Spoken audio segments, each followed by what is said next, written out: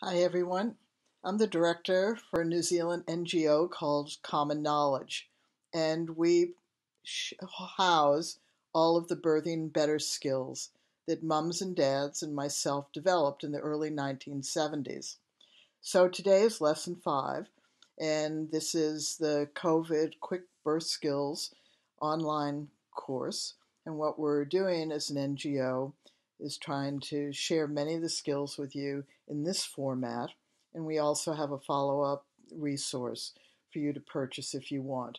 And just know that when you purchase it, it's really in some ways a choice donation because we are an NGO and we are tax exempt, and we've been around since 1996, and we need to continue to exist so we can spread the concept that it's normal and natural when you're pregnant that you learn birth and birth coaching skills, and you use those skills when you do the activity of birthing your baby, no matter where that birth occurs, no matter who's present, no matter the personal circumstances or your beliefs or your choices or your lack of choices or what happens to or around you. And why is that? Why did birthing better mothers and fathers are so insistent on that concept? Because each of us as a mother and father, we get pregnant to have a baby, not a type of birth, and having our baby is important to us. And the activity we do to have our baby is always done better if we do it with skills, particularly if we do that activity together. Now, in this COVID era, we have reports from around the world that hospitals, particularly, are not permitting doulas and sometimes husbands or another person to be with the woman. Now, this is important for you to understand before I get on to the skills of today, which are on communication and touch. Every woman throughout time, throughout place, through, as long as humans have existed, every woman births alone. Even if she is in a room with millions of people, no one can do pregnancy for us, and no one can do the birth for us. We always are birthing alone. We are always birthing on our own, which means that each of us, me, when I got pregnant, you, if you are pregnant, you have to do the activity of birthing your baby. And this is where it comes down to a fundamental choice. Do you want to do that activity with skills, or do you just want it to happen to you? Do you honestly believe that the choices that you are making are going to do that activity moment by moment for you? Or do you feel that you should couple skills with the choices that you want? Do you believe, honestly believe, that if you had choices in one hand and skills in the other, and something changed and those choices were no longer available, that skills might carry you through being able to do that activity better? Just think about it. And how did we get to where we are? And that is what, after 50 years in the childbirth conversation, drives me nuts. Because when I gave birth in 1970 in the United States, and it's not that the United States is the best country in the world, it's just a country. And any country could have done what the U.S. did, which was, for some quirk of a reason, the first childbirth classes were skills-based, Lamaze and Bradley. But Lamaze was taught everywhere, and there was a high societal expectation that all of us attend the first childbirth preparation classes. So all of us learned skills from the 60s to the 70s, which meant that when we went into hospital primarily, multiple millions of birthing women in the 60s and 70s had at least some level of skill. And the labor and delivery nurses and the obstetricians saw that.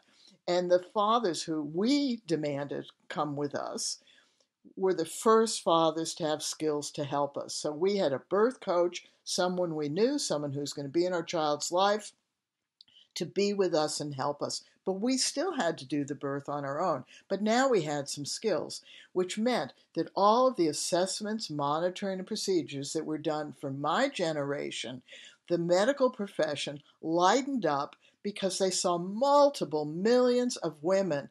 8 out of 10 of us use skills. And then the natural birth movement of the next generation of the 70s and the 80s went, skills don't matter, because unfortunately Lamaze and Bradley in New Zealand, where we are, Grantley Dick Reed, Childbirth Without Fear, were saying that if you use skills, if you are having a normal pregnancy, if you're low risk, then those skills will help you have a natural birth, pain-free, with no medical care. And so the initial focus was wrong. The focus should have been 100% of pregnant women are going to give birth. 100% of pregnant women should have skills. And if that had been the message, we would not be talking today, because my generation would have said to their sons and daughters, it's normal and natural when you're pregnant to learn some skills and use your skills to do the activity of birthing your baby no matter what. And then that my daughter's generation, whose children, sons and daughters, were having babies now, would be 3 generations of being told it's normal and natural that when you're pregnant, you learn some skills and you use those skills to birth your baby. It doesn't matter. Now, I've talked in some of the other lessons about how we got where we are, that it is not the medical profession who has imposed what's happening on us. It was my generation and the following generations, because we started to lack skills, who started to demand from the medical profession that they make changes to prevent the risks that could happen. So please go back to the previous classes. I don't want to reiterate it now because I want to get on to the communication and touch skills. So it got broken back there because skills got dismissed. Cows and cats aren't taught to birth, so women don't need to be taught. They just need choices to say no to medical care. Well, choices go both ways. If you say women should have choices, they're going to choose more medical care when they lack skills. Now, I should have done a class on fear, and it may be that I'll start doing more of these classes to talk about and I did yesterday talk about why we need to develop a gift around fear rather than try to suppress it. And I don't want to talk about that now either, because I feel like I repeat myself, because I know this is a one-off that some people will see and some people won't. So we're going to go on to communication and touch. When birthing better mothers and fathers, when the people that I worked with, I'm not a midwife, I'm not a doula, I'm not a childbirth educator. I don't have to be anybody. I just happen to be involved in this. So when I started to work with families and they wanted to make changes because the skills of Lamaze and Bradley weren't broad enough, they weren't sustainable enough, they weren't adaptable, and they didn't cover enough areas. And you'd think, oh my God, it's just giving birth. Well, think about that verb, and I've talked about it another, giving. What the hell's that mean? So we have to cope, we have to manage, we have to work through, we have to deal with, we have to handle. We want to try to stay on top of, and we're desperate to feel in control. And part of that is communication. Now, people go, communication, what does that mean? You're right. We need to refine what that means. First of all, let's talk about nonverbal communication. So if I'm talking to you now, I'm talking to you verbally. You're seeing my face. That's nonverbal communication. So let me ask you a question. How many of you find yourself, where you're listening to me, talking in your head? You're either agreeing with me, or you're disagreeing, or you're making arguments for or against what I'm saying. That's nonverbal communication in your head. I can't see it. I don't know what you're thinking. So you're having a verbal communication inside your head, which is, for me, a nonverbal, as a person outside of you, nonverbal communication. What I may see is what you sound like or what you're looking like. So if you're agreeing with me, you may be doing that. Or if you're disagreeing with me, you may be doing that. Or you may be doing that. Right? So I, as a person outside you, the birth coach, has to see that. So if you don't have a birth coach with you, nobody is going to necessarily see that. You have to understand what you're saying to yourself. So what mothers and fathers started to talk about, particularly women, was this conflict between the message that was coming out in the 70s and the 80s, which was women instinctively know how to birth, that birth is this highlight experience that women should absolutely love, and that we shouldn't have any fear around it, that women have always birthed, and that somehow these hormones, this oxytocin and endorphins, then just somehow stop us from having pain, and birth is just beautiful. This has all been destructive conversation from our viewpoint as advocates of having a skilled birthing population.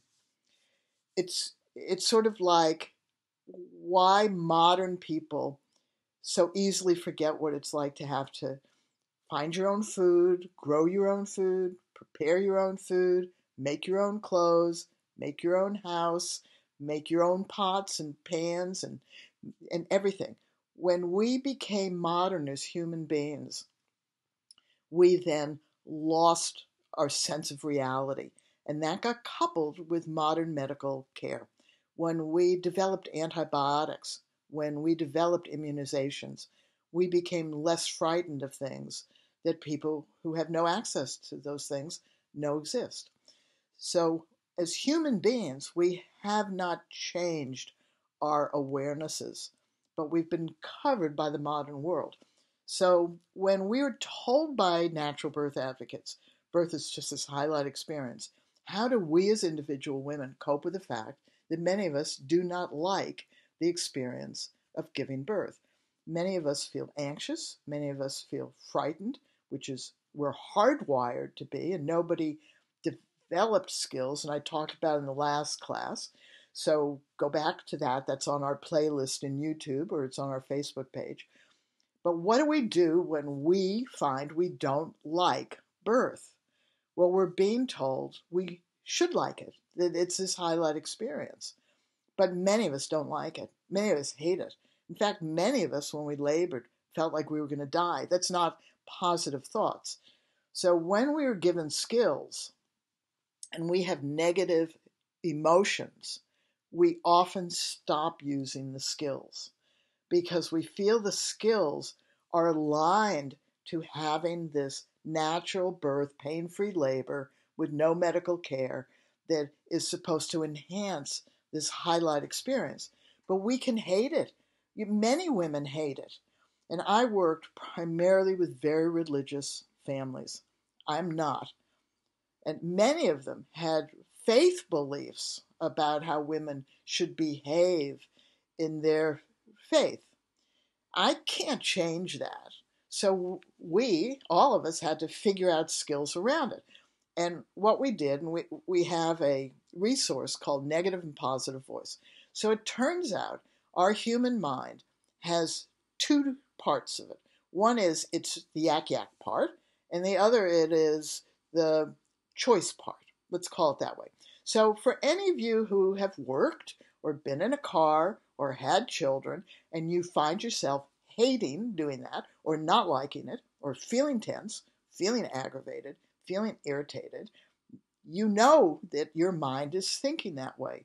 And you know if you have skills, you do not act on that. Okay? When our kids are fighting in the house during lockdown, and we want to scream at them or smack them, most of us who have skills resist the temptation because we apply positive behavior skills. When we are in a car and we are frustrated or angry, we do not just bash the car next to us. We use skills even though we have those negative feelings. Same with work. Many of us do not like the work that we do. We cannot financially afford to just scream at everybody because we're not happy. Birth is the same thing. It's an activity.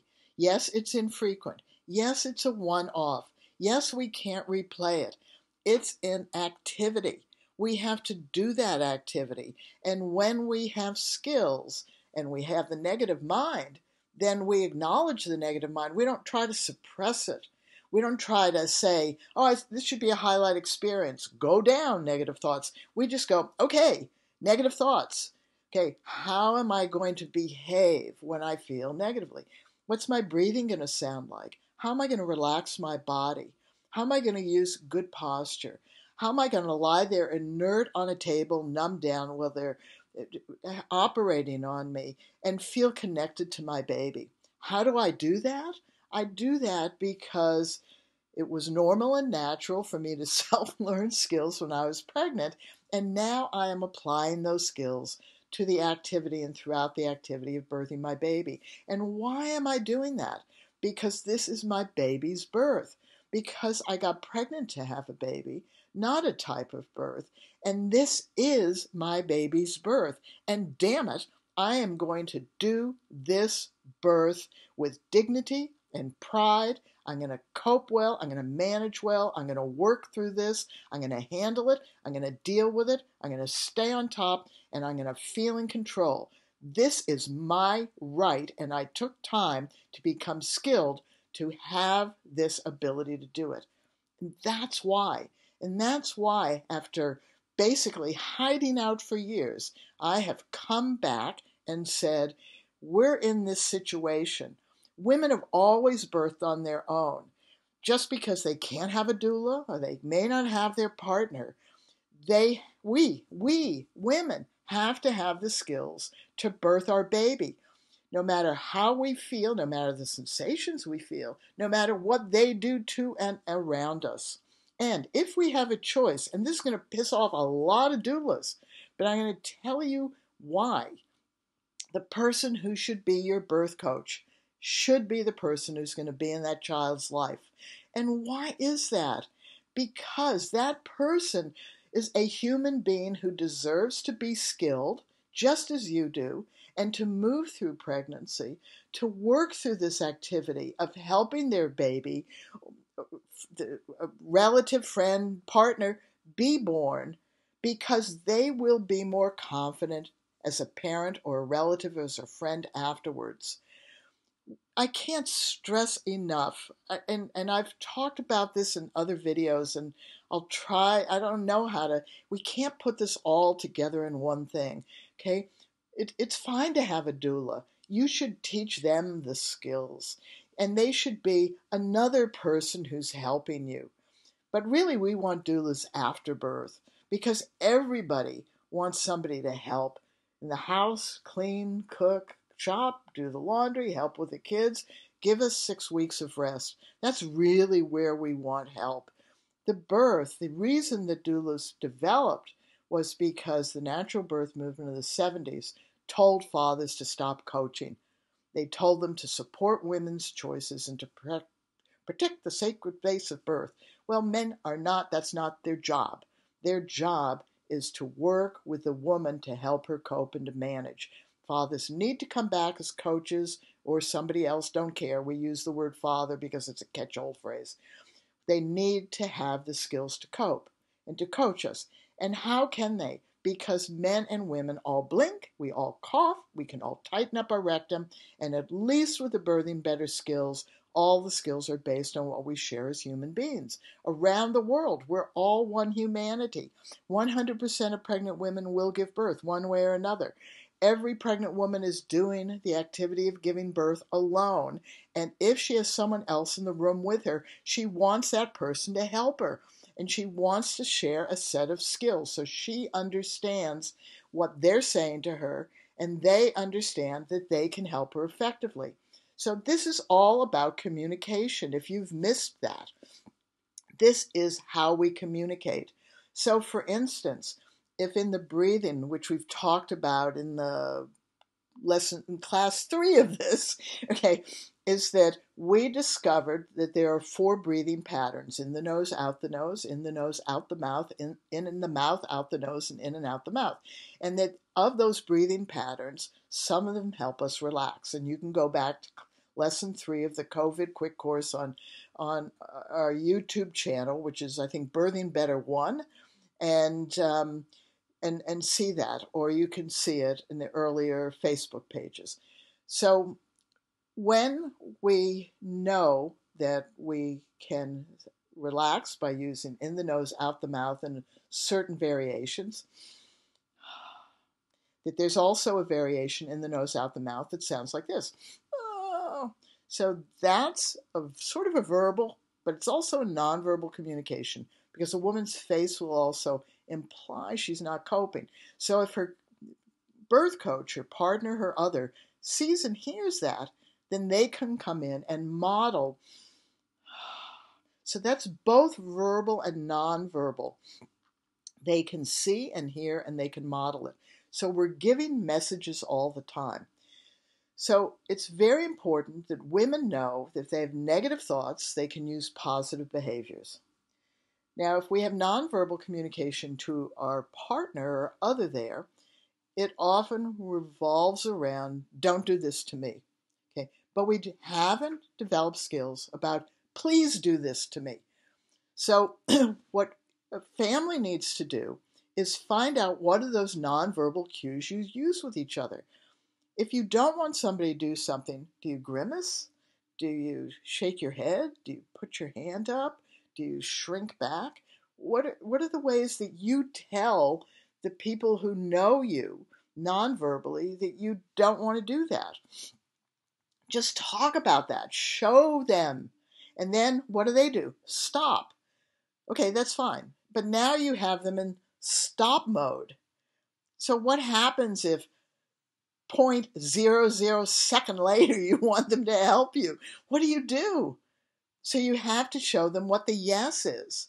So it can be, or like that, or put their hand someplace that you want them to, or sigh, or something. So a woman and the person who's going to be with her, she has to work with them to develop nonverbal coding.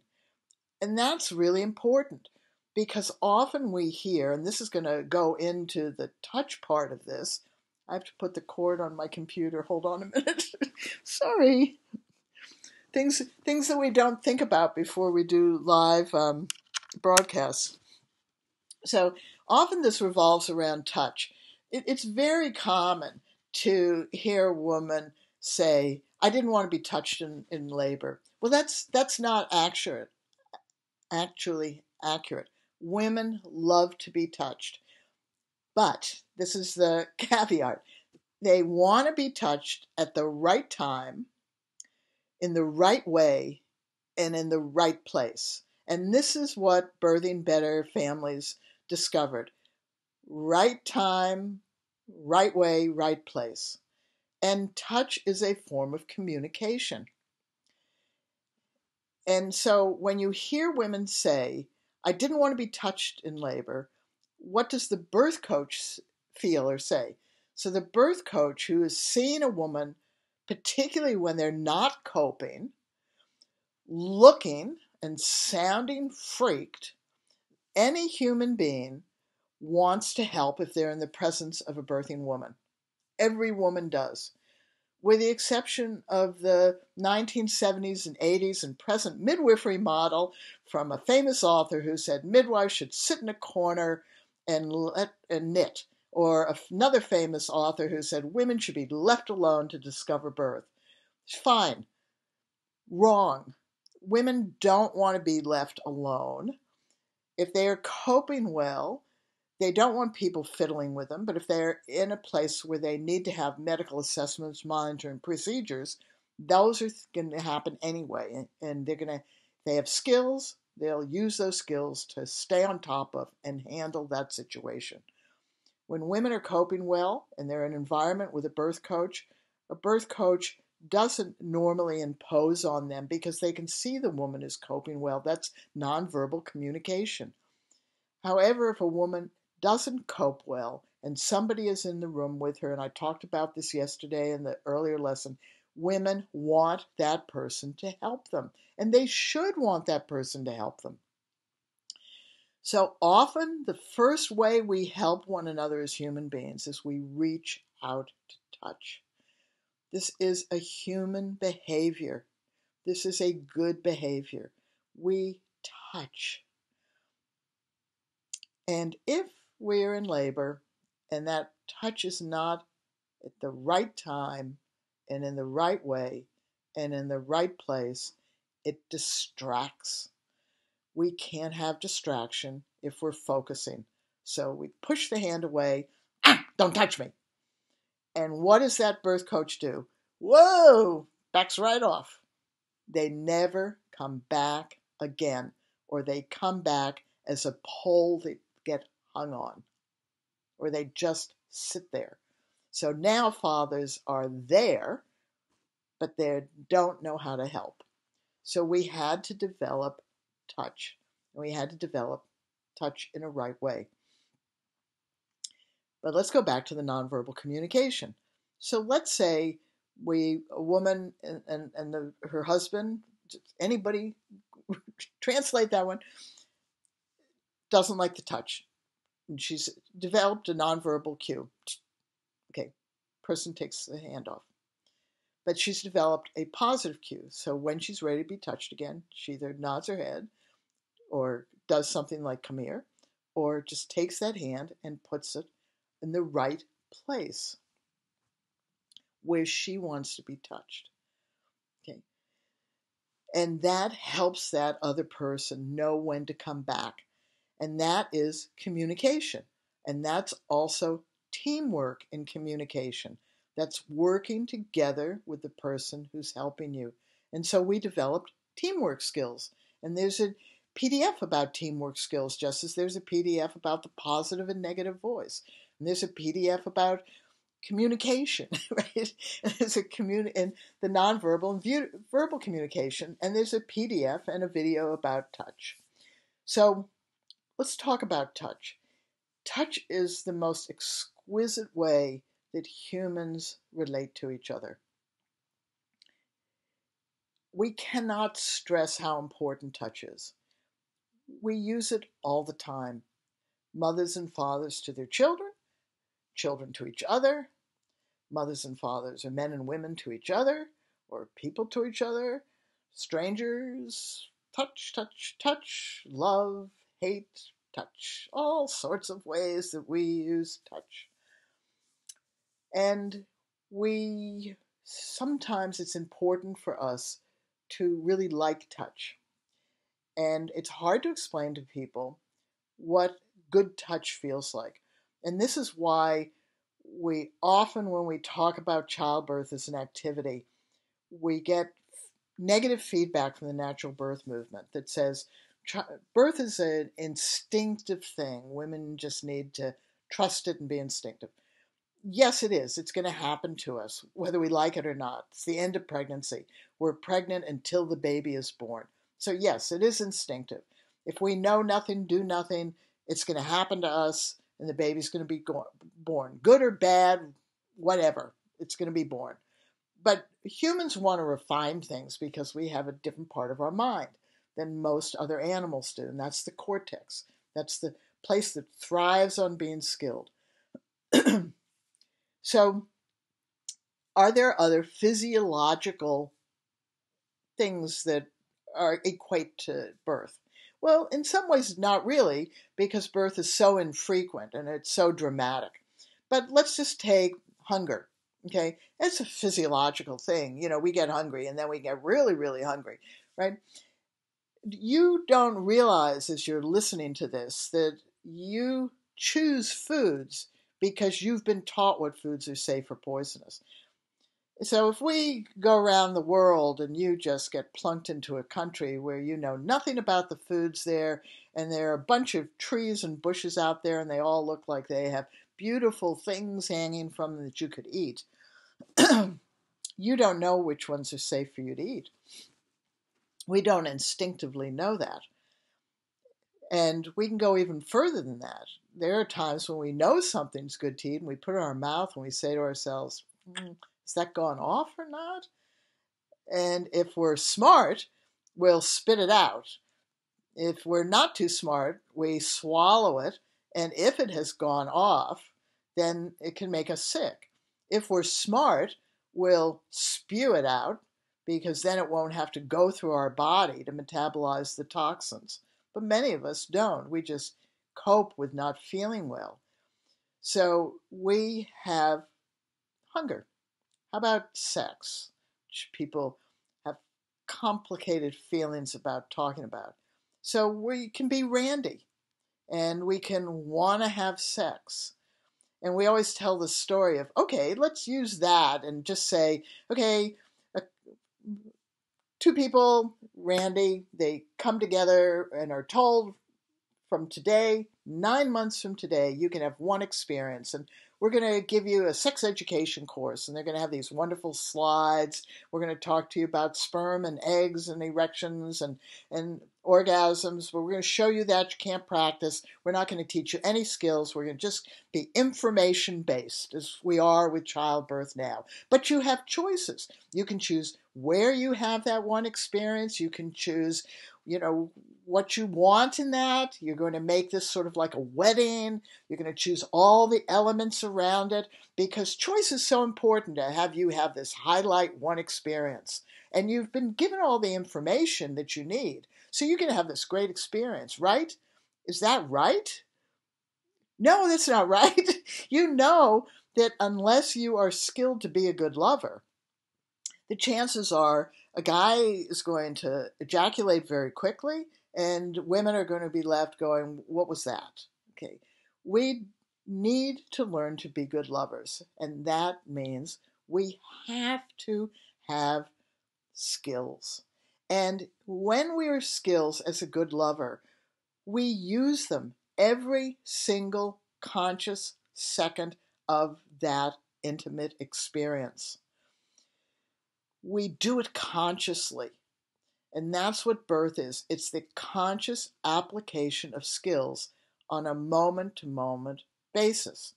So how do we use touch around this? And why are we using touch in birth? Because women need to focus on softening on the inside of our body.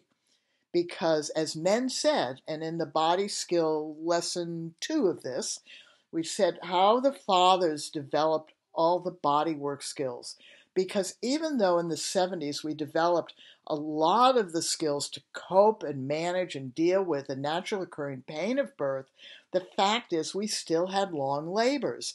And as it became easier and safer to have more medical care, because the medical profession evolved in response to our demands as consumers, we then found ourselves having more medical care that led to safer cesareans and being able to be awake and different types of medical assessments, monitoring procedures.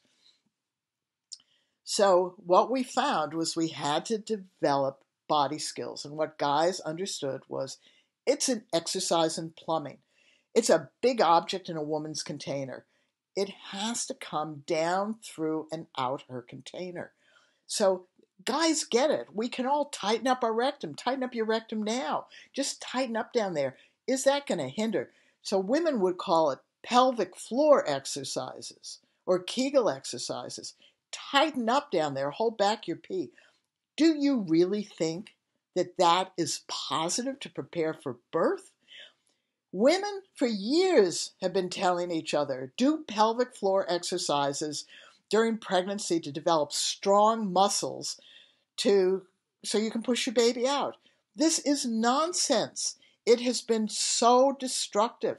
Pelvic floor exercises should be done at any time before you get pregnant and up to 24 weeks and after birth for the rest of our lives. We need strong pelvic muscles on any side around pregnancy, but from 24 weeks onwards, we need to open up our body to let our baby out. We have to soften inside. So all of you who have tensed up now, soften. And now use your breathing. Inhale and expand in your pelvis. And exhale and soften on the ring inside your pelvis, your bony pelvis. And I'm going to talk you through that again. Soften inside your right hip. Soften inside your sacrum. Soften inside your left hip. Soften inside your lower belly or inside your pubic bone. We all do that, and the pause occurs because I'm doing that with you. I'm doing that in my body, and a man does that in his body as well. So what we found, and let me do that again, but do it without the conscious communication between two bodies.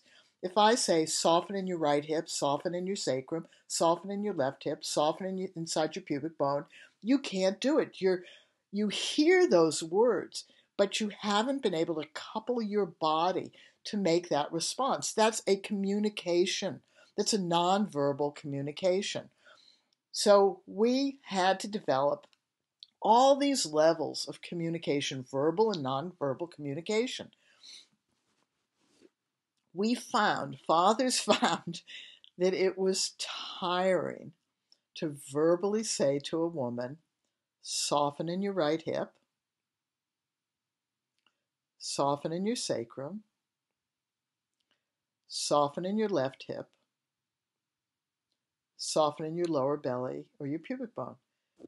That if we did that again and again and again and again, it was fatiguing. It was tiring to do. So, birthing better families, practical people as we all were, we developed a way to use touch to cue a woman to do that. But it wasn't any old touch, because we go back to the premise that women love to be touched if it is in the right time, the right way, and the right place. So let's talk about touch. There are all different ways that we touch each other. But we had to be able to explain this to one another wherever we were and whoever we were. And sadly, I can't actually show this to you, and so you have to follow along and do this on the top of your leg, okay? So maybe if I change this computer, I'm going to bring this down so you're going to see the top of my leg, okay? Okay, so here's the top of my leg, all right? So what we found is that this is my clothing, okay? I'm touching my clothing. Underneath my clothing is skin. I can feel the skin, and you can. Under the skin is fat, okay?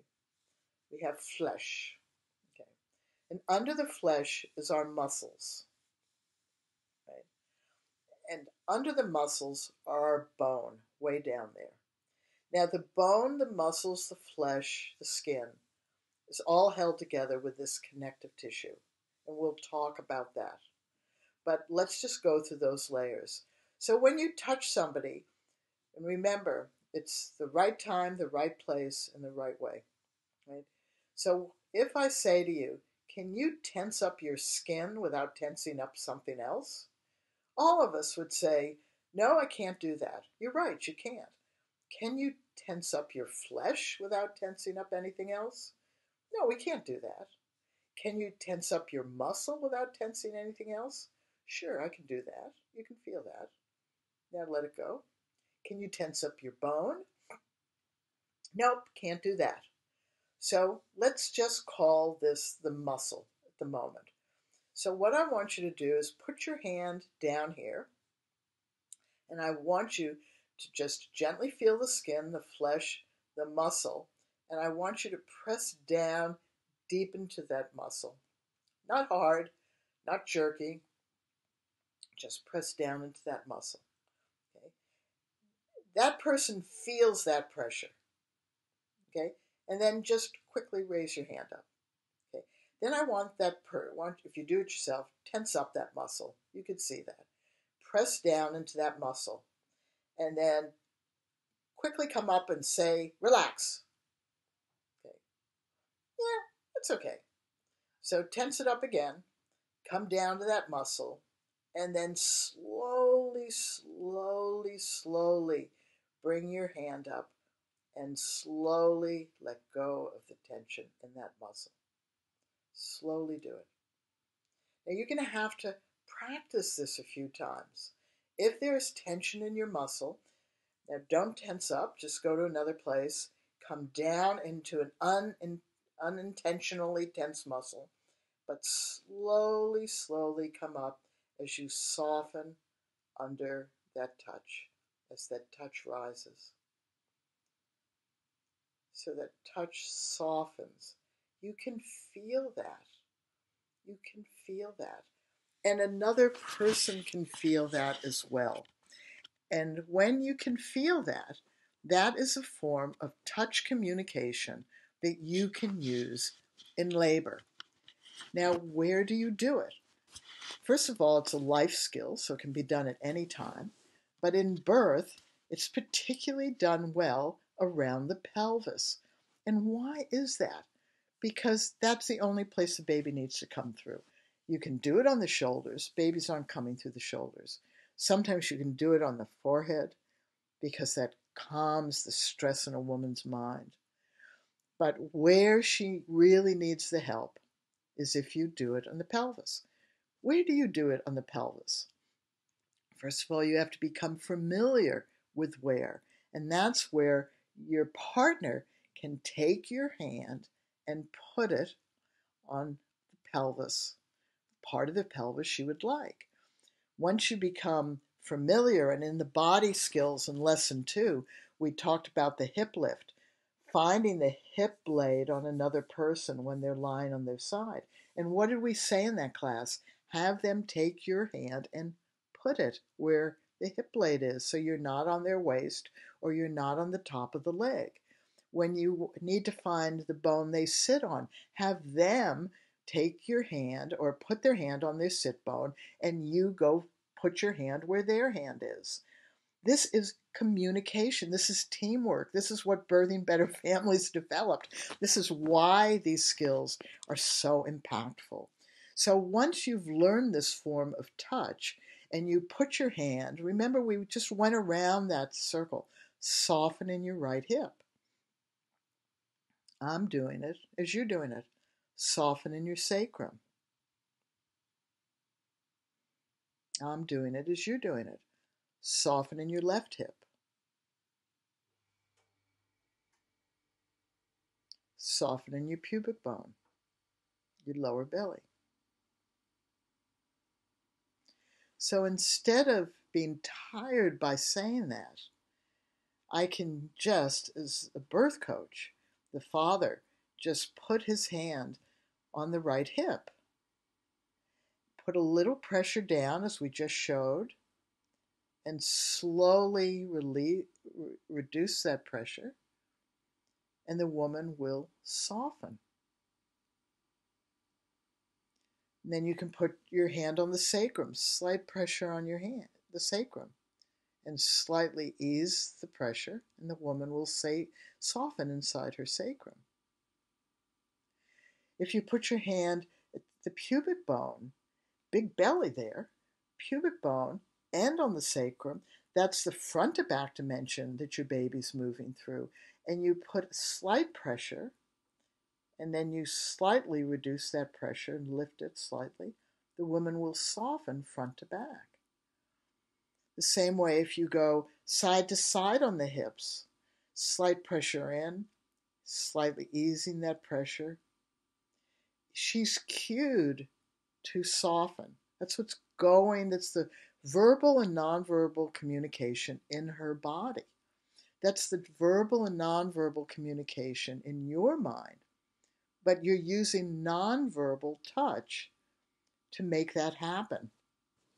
She knows, you know. You know, she knows, you know.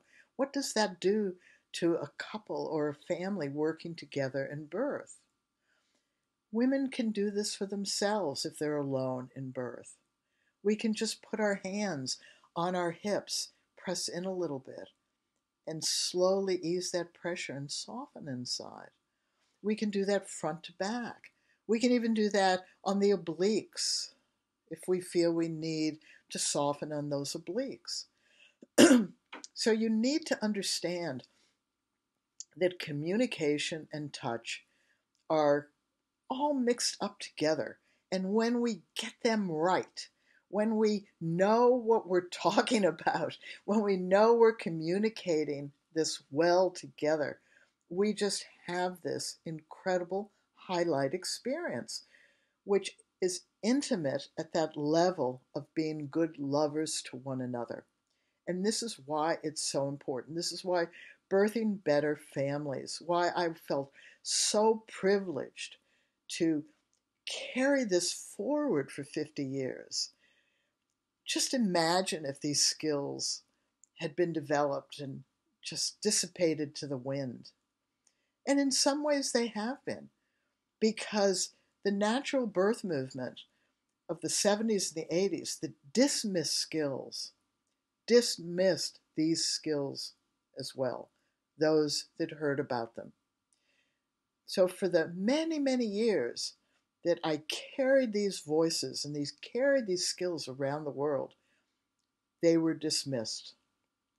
Or they were taken by individual birth providers as what they should do on their clients, or what they should teach to their clients, along with the multiple other things that they taught or did. That was never, ever, ever going to work. We, human beings, need to be skilled to birth our baby, and we need to self-learn skills. And our birth professional roles, whether they're obstetricians or midwives or doulas or childbirth educators, should be to tell us, encourage us, inspire, and insist that from 24 weeks onward, we learn birth skills. And every skill we learn should just be plunked into our notes at each appointment. We learn breathing. Birth professionals don't need to know how we're doing our breathing. They may not even be at the birth with us. Even that adored midwife for that home birth who we're counting on might be sick that day, or her child might be sick, or there may be a snowstorm, or she may have a flat tire, right? We cannot rely on other people to get us through birth. We have to have skills to do this. So when I spent 25 years doing this, and then I immigrated to New Zealand in the 1990s, and New Zealand had a midwifery model of care, which was a perfect format in a partnership to have skilled direct entry midwives working with skilled women who self-learned skills.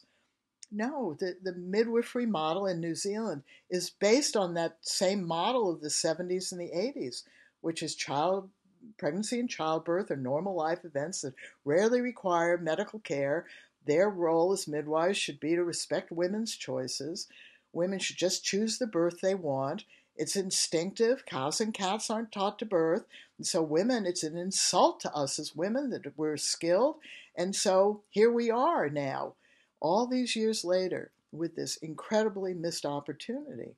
And when COVID came out, I decided, no, 76 years old, I'm going to now begin to speak out more, because we need to grow a skilled birthing population that self-learns. Thankfully now, there are a number of skills-based methods besides Lamaze, Bradley, and Grantley Dick Reed. Birthing Better, yes, we're very, very developed in this, because moms and dads develop the skills. It's unlike any other childbirth method. There's hypnobirthing, hypnobaby, birthing within, calm birthing. These are all skills-based methods. What's been sad about it is that, with the exception of Birthing Better, all the other methods are still just focused on those low-risk women who are going to have this natural, ideal birth, rather than 100% of pregnant women will give birth. And perhaps by my speaking out at this point, maybe other skills-based methods for all births will happen. We hope so, because we have a global problem. The problem isn't that we have too many cesareans. The problem is we have too many cesareans that are caused by a lack of skilled birthing mothers and skilled birth coaching dads. And why do we know this? Because our 30 to 40 to 50% cesarean rate is due to women who don't cope well and long first and second stages. And that tells us something. It tells us that women haven't learned to prepare their body for birth. Why did we need forceps?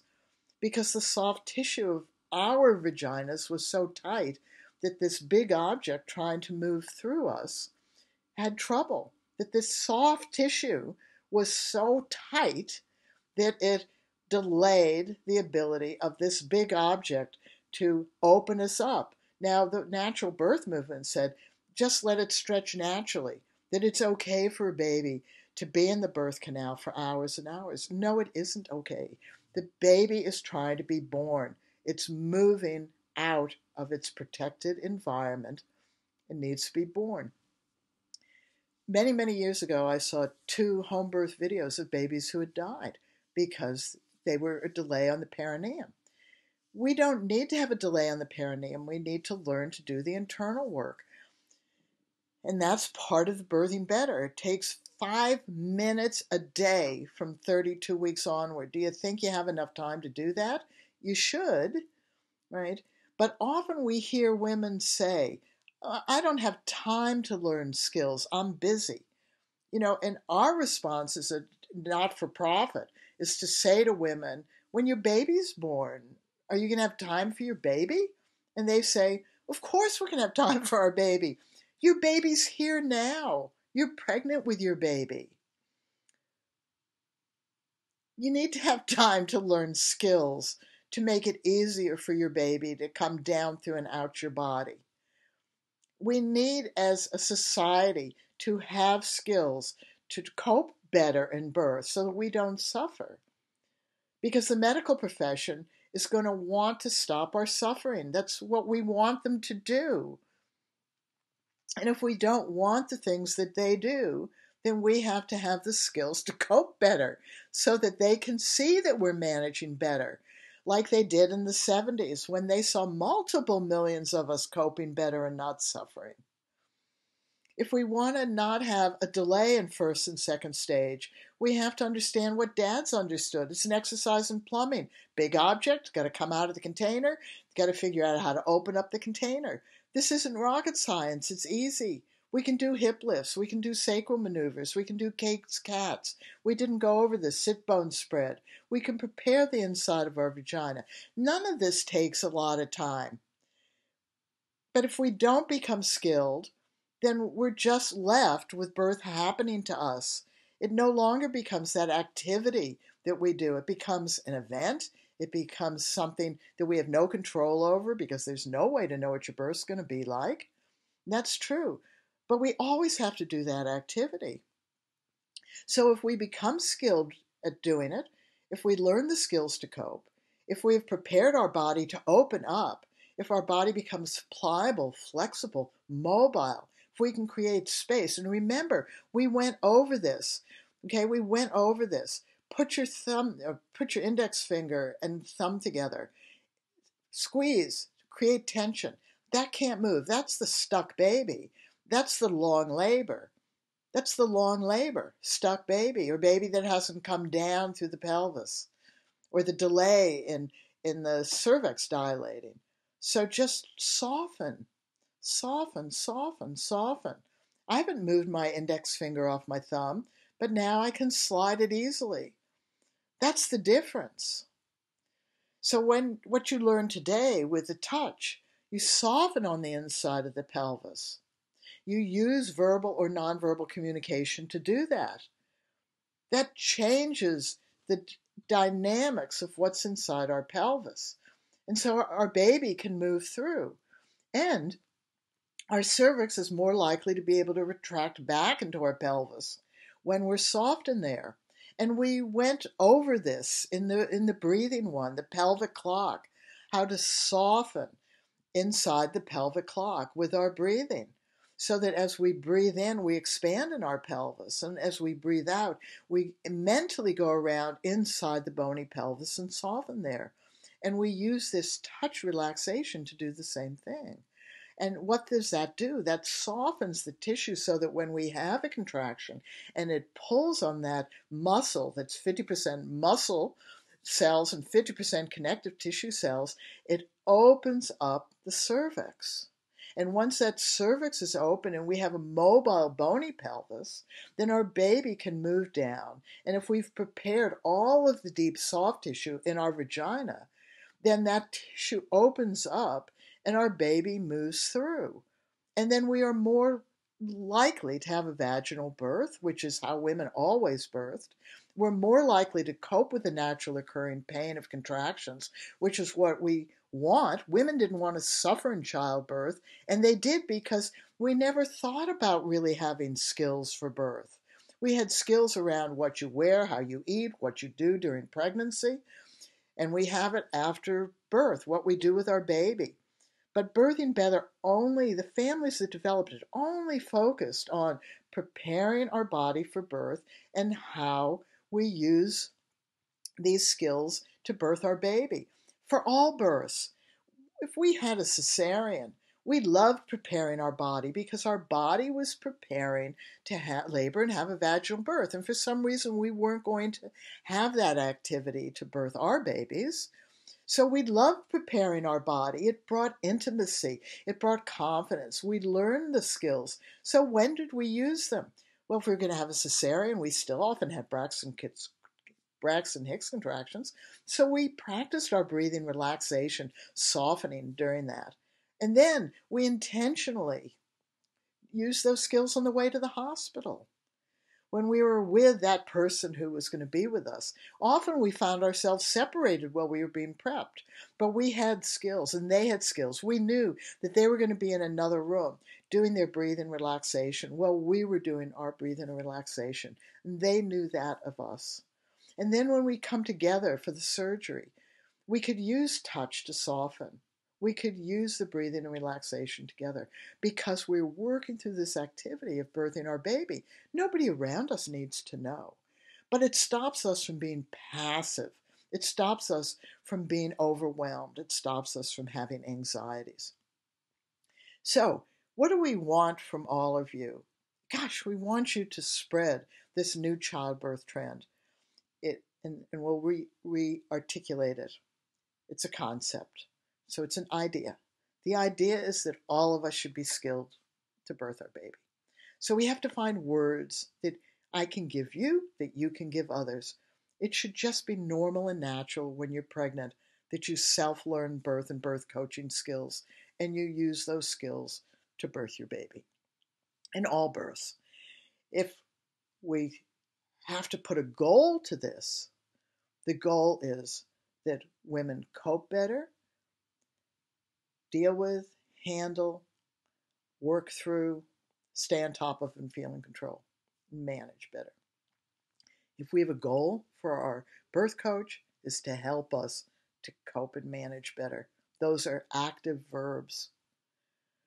We do not have a goal to have more natural births because nobody understands what the word natural is. So if we start in the premise, we're by ourselves birthing, that birth can be horrible and it can have a terrible outcome. Doesn't mean that I or our baby could die. It could be terrible outcomes anyway, because there are a lot of bad outcomes around birth, challenging. So we are not about natural birth. We are about all births, and we are about having the dignity to do the activity of birthing our baby with a good set of shared skills that all of us can use. So I've come to the end of my hour now. Our websites are on this, birthingbetter.org. You can find our courses along with the COVID-19 course. We have a VBAC course as well. And we are a charitable organization. You can go to commonknowledgetrust.org and give us a donation if you want. Help us keep spreading this message. For God's sakes, this message should have been happening this whole time. It hasn't. Now we need to have a new childbirth trend. Skills, skills, skills, along with the choices. See you later. And tomorrow, what are we talking about? Progression of labor. See you later. Bye-bye.